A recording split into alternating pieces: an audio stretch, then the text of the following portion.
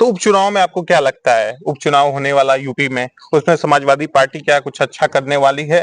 देखिए, उपचुनाव में समाजवादी पार्टी ऑलरेडी अच्छा कर रही है और समाजवादी पार्टी को अब ये लोगों को, जनता को बताने की जरूरत नहीं है कि अब बदलाव की जरूरत है। अब जो शासनधारी हैं उन लोगों की सच्चाई सबके सामने आ चुकी है। उन लोगों को हटने की जरूरत है। अब ऐसे जननायक की जरूरत है हमारे उत्तर प्रदेश को, जो उत्तर प्रदेश की जनता हर वर्ग को आगे बढ़ाए, उनकी आवाज बढ़े और सही मायनों में उनको न्याय दिलाए। तो उपचुनाव में जितनी 9 की 9 सीटें हैं, हमारी पूरी कोशिश है कि हम उन सीटों पे हमारी जीत हो और आने वाले दिनों में समाजवादी पार्टी की सरकार बने। लेकिन भारतीय जनता पार्टी के नेताओं का कहना है कि उनके इतने काम हैं, उत्तर प्रदेश में रोजगार दिया जा रहा है, उत्तर प्रदेश की पुलिस कम से कम 60-62 हजार के पोस्ट है, आरओ की है, तो तमाम हम नौकरियां दे रहे हैं, प्राइवेट संस्थाओं में भी नौकरियां दे रहे हैं, मनरेगा के तहत लोगों को रोजगार दे रहे हैं। तो उत्तर प्रदेश सरकार भी और केंद्र सरकार भी दावा कर रही कि राज्य और केंद्र दोनों मिलकर उत्तर प्रदेश का विकास कर रहा है। देखिए, अभी कुछ दिन पहले की रिपोर्ट थी जिसमें भूखमरी, जिसको कहते हैं बच्चों की भूखमरी का जो 102 या 101 रैंक पे इंडिया है। विकास कहाँ है? हम तो ये खुद जानना चाहते हैं, हम तो विकास देखना चाहते हैं। हमारे लिए विकास, उत्तर प्रदेश का विकास हमारे लिए सबसे जरूरी है कि जिस जनपद में हम रह रहे हैं, गाजीपुर हमारा जिला है, आप यहाँ देखिए, यहाँ पे ना नौकरियां हैं, ना वैकेंसीज है, ना आप मतलब यहाँ पे नगर पालिका की स्थिति उतनी ही मतलब बद से बदतर हो रखी है।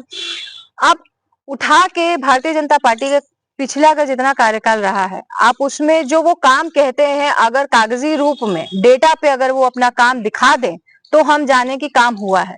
मौखिक जुमले तो हर किसी ने दिए और हर कोई देता है। जो हम बात करते हैं वो डेटा का। इनके सरकार में जो सबसे बड़ी चीज हुई है डेटा चोरी।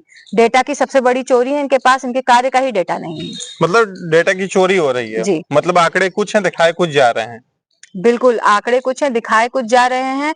इनफैक्ट जब हम लोग देखते हैं कि आज हमारी करेंसीज इतनी नीचे चली गई, हमारे कुपोषण में हमारा नंबर आ गया। अब आप ये सोचिए कि कहाँ विकास है और खाली सड़क का बन जाना और कुछ जगहों पे चीजें जो हम ऊपरी पटल पे देखते हैं वो विकास नहीं होता है। विकास हमें जो हमारी जनता है, उत्तर प्रदेश की जो जनसंख्या है, अगर वही विकसित नहीं है, वही गरीबी से मर रही है, बेरोजगारी से मर रही है, तो आप किस बात की विकास की बात कर रहे हैं? लेकिन केंद्र सरकार देखा जाए जो दावा करती है, जम्मू कश्मीर का आप मामला ले लीजिए, 370 खत्म किया, वहां आतंकवाद था, अब वहां पे लोग शांति से जीवन यापन करते हैं। तो कहीं ना कहीं भारतीय जनता पार्टी ने कुछ ऐसे काम किए हैं जो मतलब आने वाले समय में उसका परिणाम अच्छा देखने के लिए मिलेगा। आप ये बताइए, आपने 370 हटाने का कार्य किया, लेकिन आप जो हिंदू मुस्लिम में डिवाइड एंड रूल का काम कर रहे हैं, उस पे सफाई कौन देगा? उस पे कार्य कौन करेगा? अगर ऐसा ही है तो आज तक आपने जम्मू और कश्मीर में कुछ अच्छा क्यों नहीं कर दिया? कोई, अगर हम वहां पे भी, जम्मू एंड कश्मीर में जो अभी चुनाव बीते हैं उसमें हमारे समाजवादी पार्टी के लोग वहां पे भी गए थे, वहां से भी रिपोर्ट्स आई हैं, तो ऐसा कुछ भी नहीं है। ये हटाने के बाद भी वहां पे जो माहौल था, कुछ सुधरने के बाद अभी भी माहौल वैसा ही है। एजुकेशन का स्तर वैसे ही लो है। वहां पे अभी भी एजुकेशन से लगाए, औरतों की सिक्योरिटी से लगाए, जो भी सिचुएशन उस समय थी वही सिचुएशन सेम अभी भी है। आपने हिंदू मुस्लिम हमेशा बांटा है और काटने की बात तो आपने सीधे मुंह से कर दी है।